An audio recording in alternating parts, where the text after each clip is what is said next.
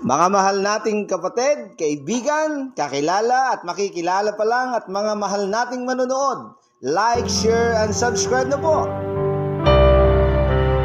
Magandang araw po sa ating lahat, mga kapatid, mga kababayan, mga kakilala at nakikilala pa lang po natin. Hindi man po kagandahan ang ating gamit para sa pagbablog at ito rin po ang kauna-unahan nating pagbablog sa ating YouTube channel. Sana po ay inyong i-subscribe at i-like na rin po. Magaganda po ang gagawin nating content para po sa ating lahat at kapaki-pakinabang. Nandito po tayo ngayon sa distrito ng Palawan North, lokal ng Puerto Princesa, sa amin pong mga kapatid sa buong mundo. At sa ating mga kababayan, ito po ang tinatawag na City in the Forest at isa sa mga 7 wonders in the world. Ito po ang kahabaan ng Rua Street.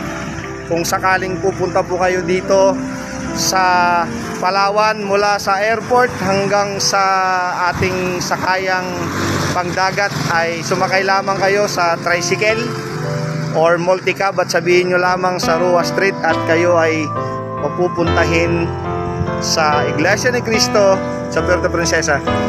Yan po ang ating bahay-sambahan. Napakagandang bahay-sambahan ng Puerto Princesa.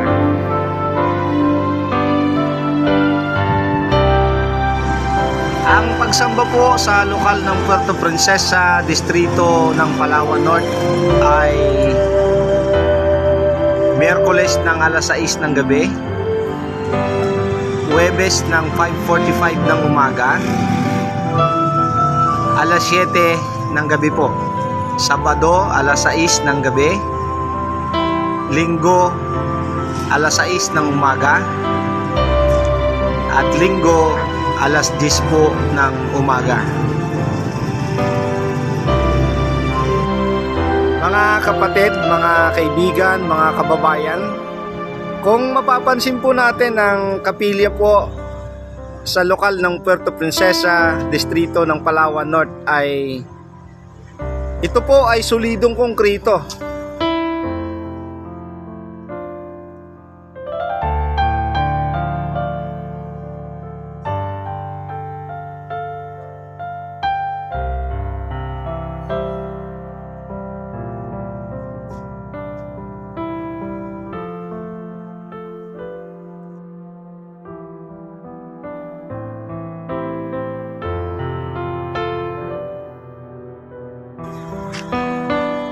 Ito po ay naitalaga noong taong 2010 pa po.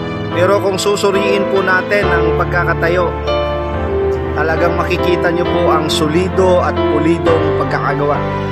Napakalinis ng bawat kantuhan at napakaganda po talaga.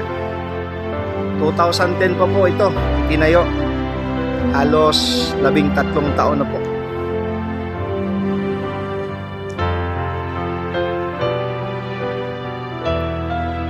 Napakalapad po ng parking area.